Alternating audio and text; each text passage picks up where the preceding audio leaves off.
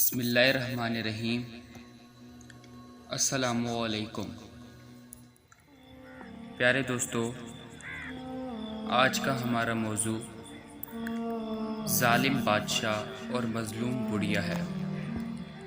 لیکن اس سے پہلے آپ سے گزارش ہے کہ ہمارے چینل کو سبسکرائب کریں اور ویڈیو کو لائک کر دیجیے، شکریہ۔ وہاب بن مبنا کہتے ہیں کہ کسی ظالم بادشاہ نے شاندار محل بنوایا۔ ایک مفلس بڑھیا آئی اور اس نے محل کے پہلو میں اپنی کٹیا بنائی جس میں وہ سکون سے رہتی تھی۔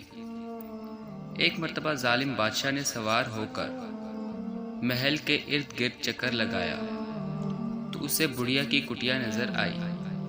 اس نے پوچھا، یہ کس کی ہے؟ کہا گیا یہ ایک بڑھیا کی ہے اور وہ اس میں رہتی ہے۔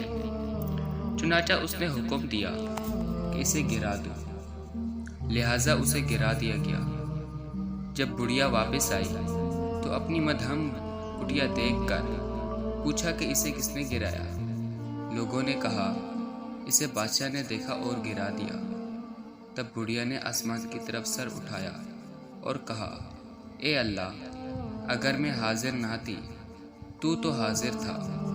بڑھیا کے یہ الفاظ تھے کہ اللہ تعالیٰ نے حضرت جبرائیل علیہ السلام کو حکم دیا کہ محل کو اس کے رہنے والوں پر الٹ دو، اور ایسا ہی کیا گیا۔